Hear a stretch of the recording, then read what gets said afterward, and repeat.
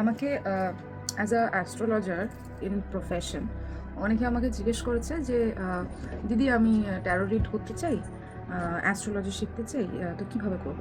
প্রথম কথা হচ্ছে অ্যাস্ট্রোলজি আর ট্যারো এই দুটো একদম আলাদা কনসেপ্ট।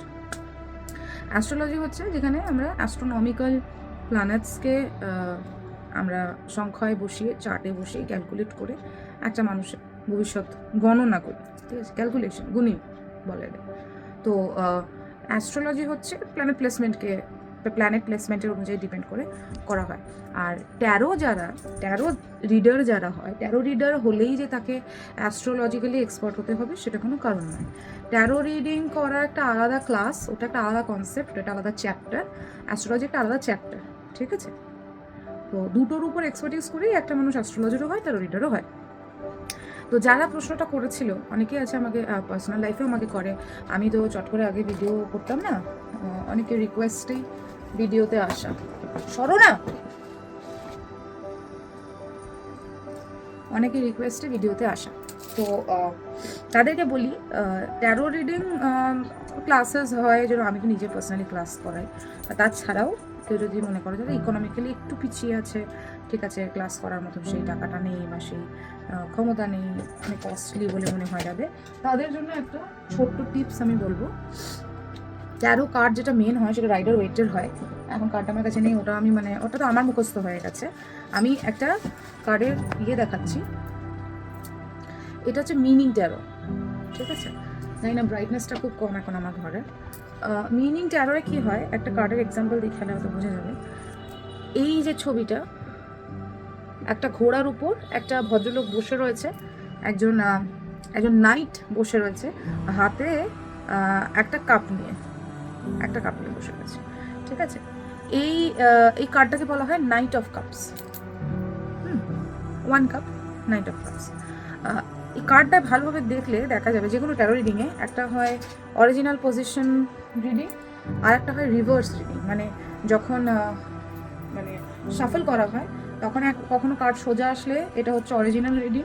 যদি কার্ড এরকম রিভার্স আসে, সিরিয়াস, যদি কার্ড কখনো রিভার্স আসে তাহলে ওটা হচ্ছে রিভার্স রিডিং, ঠিক আছে। তো কীরকমভাবে বা রিড করবো, তো মিনিং ট্যারোয় অরিজিনাল রিডিংটা নিচে দেওয়া থাকে, এই নিচের পোর্শনটা। যদি কার্ড এরকমভাবে আসে তাহলে যেটা সামনে আসবে, সরি গাইস, যেটা বললাম আজকে আমি অ্যালার্জিতে ভুগছি বেসিক্যালি। এইটা হচ্ছে অরিজিনাল রিডিং, ঠিক আছে। আর এইটা হচ্ছে রিভার্স রিডিং। যদি রিভার্স আসে কার্ডটা তাহলে এই দিকটা হচ্ছে রিভার্স রিডিং। এবার রিড করবো কি করে। ধরুন একটা মানুষ, একজন এসছে বা কারো কোয়েশ্চেন যে আমার প্রেজেন্ট যে রিলেশনশিপ রয়েছে সেটা কি আমার জন্য ভালো না খারাপ। তো আগে আমরা সফল করে নেবো, ঠিক আছে। যারা প্রো হয়ে গেছে তারা একটা কার্ডে করতে পারে, আমি একটা কার্ড করে দেখাচ্ছি, ব্যাপারটা বুঝিয়ে দেবো।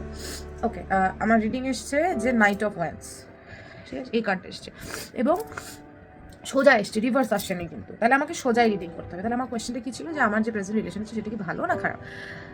নাইট অফ ওয়ান্স বলছে now it's good time to do what you want to do, মানে হ্যাঁ ভালো, আপনার যেটা এখন করতে ইচ্ছা মন করছে আপনি সেটাই করুন, এটা ভালো সময়। তার মানে আমার এখন যদি রিলেশনশিপটা রাখতে মন হয় দেন ইটস ওকে, রাখতে পারো, সম্পর্ক ভালো, ঠিক আছে। আচ্ছা, তার নিচে এবার কিছু পয়েন্ট দেওয়া থাকবে, যেমন এখানে আছে energy, passion, adventure, generous, impetuous, courage, departure, সব পজিটিভ দিক আছে। রিলেশনশিপে এনার্জি আছে, রিলেশনশিপে প্যাশন আছে, অ্যাডভেঞ্চার আছে, ইম্পেচুয়াস, কারেজিয়াস রিলেশনশিপ, সো ইটস কুল, রাখাই যায়, কোনো অসুবিধা নেই। এইভাবে কার্ড করতে হয় রিডিং। প্রথম যারা একদম আমাচর, তারা মিনিং ট্যারোয় আগে এনার্জি এক্সচেঞ্জ করার যে ব্যাপারটা, একটা মানুষ যখন প্রশ্ন করছে সেটা এক্সচেঞ্জ করার ব্যাপারটা, বা নিজের মনের মধ্যে যে প্রশ্নটা আসছে সেই এনার্জিটার উপরে রিড করে ট্যারোর মানে বুঝে জিনিসটাকে ফলো করা, যে জিনিসটা সেটা প্রথম মিনিং ট্যারো করতে শিখতে অরিজিনালি একটা সময় পর নর্মাল যেটা রাইডার ওয়েট, এটা শুধু ছবি দেওয়া থাকে, সেই ট্যারো রিডিংয়ে এক্সপার্টিস চলে আসে। এটা একটু সময় সাপেক্ষের ব্যাপার, যে যত তাড়াতাড়ি মুখস্থ করতে পারে কার, সে তত তাড়াতাড়ি করতে পারে, এটাই হচ্ছে বিষয়। আমি মাঝে মাঝে আমার ভিডিওতে কয়েকটা পয়েন্ট বলবো যারা অ্যাকচুয়ালি ইন্টারেস্টেড এভাবে, ট্যারো, এই যে ক্রিস্টাল হিলিং, কোন ক্রিস্টাল ডান হাতে করতে হয়, কোন ক্রিস্টাল বাঁ হাতে করতে হয়, কেন ডান হাতে করতে হয়, কেন বাঁ হাতে করতে হয়, ডান হাতের কাজ কি, বাঁ হাতের কাজ কি, এগুলো পিছনে সায়েন্স কি, আদৌ কি কোনো সায়েন্স আছে, না এটা একটা ভাবনার বিষয়। প্ল্যাসিবো এফেক্ট, এর সব থেকে বড় সায়েন্স হচ্ছে প্ল্যাসিবো এফেক্ট। প্ল্যাসিবো এফেক্ট সেটা কীরকমভাবে কাজ দেয়, ঠিক আছে? এগুলো তো আমরা কখনোই জানি না, আমরা কখনো এটা নিয়ে হয়তো কেউই কোনোদিন রিসার্চ করে না। আমি নিজে বাই প্রফেশন একজন ইঞ্জিনিয়ার, মানে আমি পুরোপুরি হার্ডকোর পিওর সায়েন্স স্টুডেন্ট ছিলাম। ইঞ্জিনিয়ারিং কমপ্লিট করার পর অনেকজন আমার প্রশ্ন করছে যে ওয়াই অ্যাস্ট্রোলজি, তুমি ইঞ্জিনিয়ার, তুমি তাহলে হঠাৎ করে এমন সাবজেক্টে চলে গেলে কেন যেটা সায়েন্সের বাইরে? তো এর একটা গল্প আছে। আমি as a profession designer, also architectural designer and also interior designer. কি হচ্ছে কি কি উফ,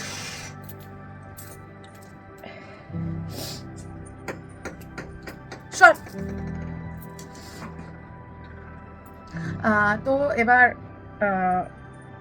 প্রশ্ন যখন আমাকে কেউ করে যে হঠাৎ ইঞ্জিনিয়ারিং থেকে অ্যাস্ট্রোলজি কেন বা কি বৃত্তান্ত, আমার হঠাৎ করেই একদিন মনে হয়েছে, মানে কি একটা আমি না সবসময় কিছু না কিছু নিয়ে থাকি, কিছু না কিছু অ্যাক্টিভিটি, বই খাতা, যেমন এখন এসব হয়ে গেছে। আমি একটা নতুন বই কিনেছি, মহাগাথা, ঠিক আছে? এখন আমি এই বইটা পড়ছি। তো মানে কিছু না কিছু স্টাডি নিয়ে আমি মোরালেস থাকি সবসময়। তো তখনও ভাবছিলাম কি পড়ে কি শেখা যায় করতে করতে আমি অ্যাস্ট্রোলজি পড়া স্টার্ট করলাম। সেলফ রিডিং, নিজে পড়তে প্র্যাকটিস করতে একটা সময় পর আমি প্রো হয়ে গেলাম। এখনও আমি প্রো হয়ে গেলাম, মানে ইন দ্য সেন্স আমি তো আমার নিজের কোম্পানি দাঁড় করিয়েছি, আমার নিজে অ্যাস্ট্রোলজি কনসালট্যান্ট, পণ্ডিতজি গুরুজিতে কনসালট্যান্ট। তো এটা একটা সময় পর করতে হয়েছে। তারপর এখনও পড়ছি। I am still not pro, I am still learning. তো এখন আমি মনে করি যে আমি যা শিখেছি, যারা আমাকে দেখছে বা কিছু মানুষ আছে যারা খুব প্রশংসাও করে আমার, যেটা আমার ভালো লাগে শুনে। তো আমিও চাই যে যাদের ইন্টারেস্ট আছে এই জিনিসটায়, তারা আস্তে ধীরে শিখুক এগুলো। তার জন্য আমি মাঝে মাঝেই কনসেপ্ট বলবো, তখন যারা ভিউয়ার্স আছেন, আপনারা যারা দেখছেন,